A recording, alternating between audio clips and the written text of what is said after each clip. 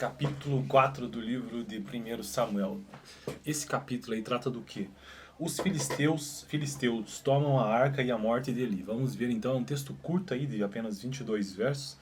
E vamos lá. Eu estou construindo aqui no canal playlist e também gravando vários vídeos sobre textos bíblicos.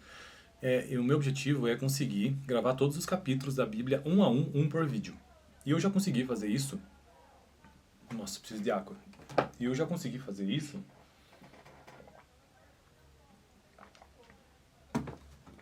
Eu já consegui fazer isso para os seguintes livros: Gênesis, começando do primeiro, Gênesis, Êxodo, Levítico, Números, Deuteronômio, Josué, Juízes, Rute e este livro aqui é o 9º livro. Vamos lá então. Nessa época, ou melhor, a palavra de Samuel espalhou-se por todo Israel. Então assim começa o capítulo 4. Lembrando que no capítulo 3, retomando rapidamente a história aqui, Samuel nasceu, né? A mulher, a Ana, pediu um filho a Deus e Deus deu, que foi Samuel. Samuel então foi dedicado no templo, ele começou a servir no templo, os filhos do sacerdote eram corruptos. O sacerdote, como era o nome do sacerdote, rapaz? Eli, né? A maldade dos filhos de Eli. Isso foi lá no capítulo 2. E aí Deus então resolveu tirar esse povo todo ali que estava se corrompendo e foi preparando Samuel. Então Deus falou com Samuel no capítulo 3 e Samuel não sabia disso ainda. E aí ele contou tudo que Deus tinha mostrado para ele, para Eli, sobre o que viria, sobre a família deles, coisas trágicas, e ele aceitou numa boa. Ele falou, beleza, ele é o Senhor que faça o que lhe parecer melhor. Isso eu achei muito interessante. E então, no final do capítulo 3, os últimos versos mostraram que Samuel estava crescendo, porque ele era uma criança, um adolescente. Então ele estava crescendo e cada vez mais estava se fazendo próximo de Deus e ele ia sendo reconhecido por todo o povo de Israel como profeta. Por isso que o capítulo 4 começa assim, e a palavra de Samuel espalhou-se por todo Israel. Vamos lá. Nessa época, os israelitas saíram à guerra contra os filisteus. Eles acamparam em Ebenezer e os filisteus em Efec. Os filisteus dispuseram suas forças em linha para enfrentar Israel. E, intensificando-se o combate, Israel foi derrotado pelos filisteus, que mataram cerca de 4.000 deles no campo de batalha. Quando os soldados voltaram ao acampamento, as autoridades de Israel perguntaram: por que o Senhor deixou que os filisteus nos derrotassem? E acrescentaram: vamos a Siló buscar a arca da aliança do Senhor para que ele vá conosco e nos salve das mãos de nossos inimigos. Então mandaram trazer de Siló a arca da aliança do Senhor dos Exércitos, que tem o seu trono entre os querubins. E os dois filhos de Eli, Hofni e Finéias, aqueles corruptos, acompanharam.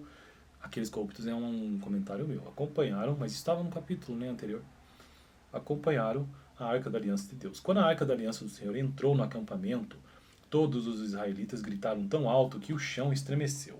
Os israelitas, aliás, os filisteus, ouvindo os gritos, perguntaram: o que significam todos estes gritos no acampamento dos hebreus?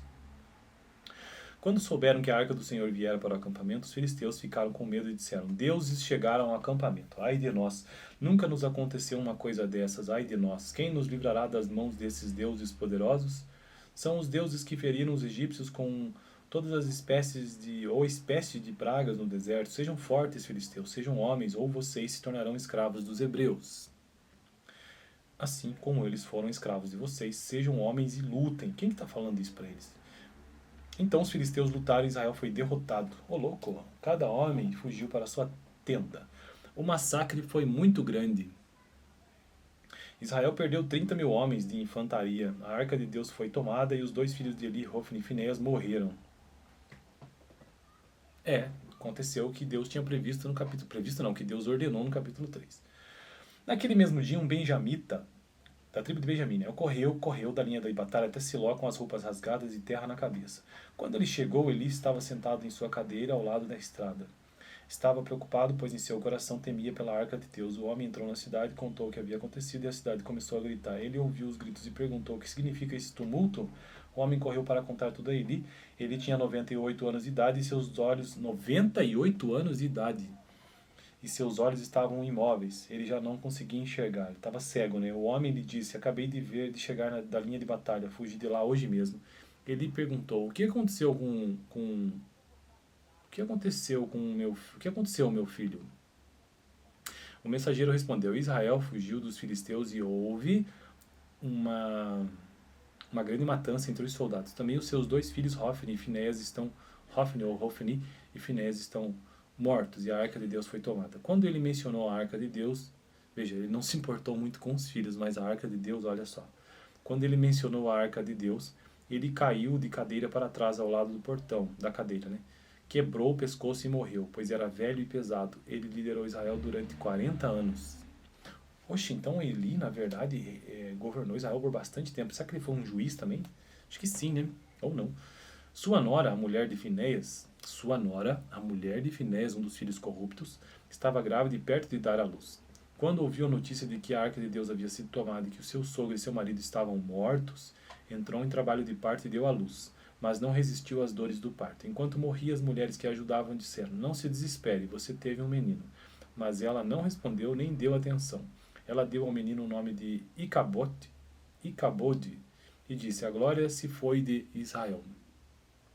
Porque a arca foi tomada e por causa da morte do sogro e do marido. E ainda acrescentou: "A glória se foi de Israel, pois a arca de Deus foi tomada."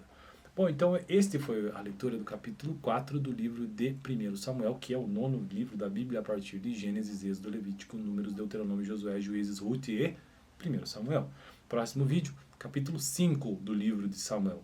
No vídeo passado eu dei uma olhada no capítulo 3 do livro de Samuel. Vou deixar aqui no final, beleza? Valeu, tenha um bom dia.